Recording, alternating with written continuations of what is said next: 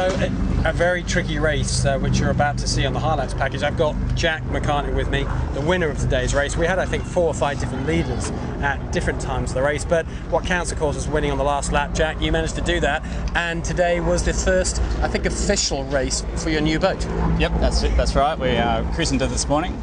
Anna and Peter Caligaris came down and poured some champagne, and yeah, I guess we're officially sailing now. It's been a bit of a rush the last few weeks, and it was a big process putting the boat all together. You know, I'd forgotten how much is involved in doing it, but very happy to be sailing and not have too much to do on the job list.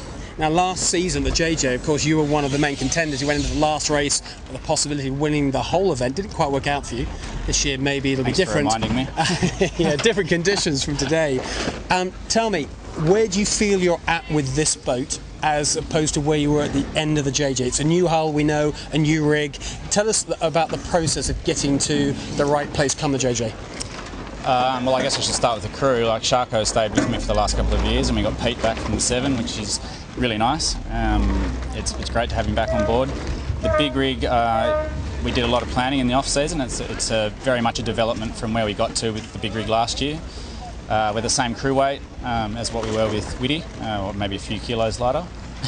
And so this rig is definitely a progression from where we got to, and so far we're really happy with the initial signs. I mean, this is the second time we've really sailed with it, and it was much better today than last week. The little rig's the same existing rig.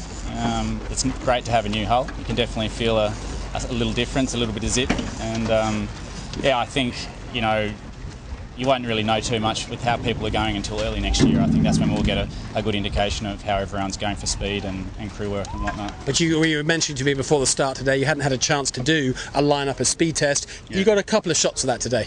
Yeah, no, we felt pretty good up against Witty and Nico. We had a bit of a line-up with them up the 3rd beat. Yeah, I mean, you know, for that we're pretty happy to start with, yeah. Now, last year, of course, your crewman, you had David Witt on board. A couple of the JJ races, light and tricky, a little bit like today. And funnily enough, both yourselves and David's boat, City Marine, right up the front. Probably no coincidence. No coincidence at all. And I think seeing Nico up there as well is a sign for the future, definitely. A couple of very experienced heads right there. So I think if it's a tricky JJs, they'll definitely be featuring in the results. Fantastic. And just the last comment on the new boat. You mentioned that this boat feels a bit different. How much of the feel, if that's the right word, is psychological? Because you know it's new, therefore you kind of know it's fast. And how much do you think is for real?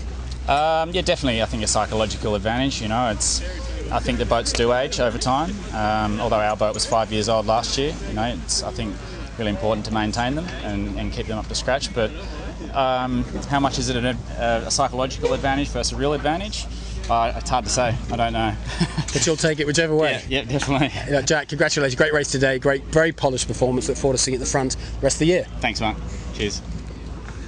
It is as close as it looks on camera right now. Mojo, just a boat length or so, and indeed they have to tack away for the ferry, and everybody getting away with that. Luckily, Kenwood, yes, that's the winner from last week. They tack away as well. John Winning on Yandu. They're about to fall into the void of air behind the ferry. There's John Winning. Maybe he should have tacked away earlier, but he likes the look of the left-hand side of the course. That lead looks like more than 2 minutes. I'll get a stopwatch on it, and we'll get an exact delta. See how he does for lap 2.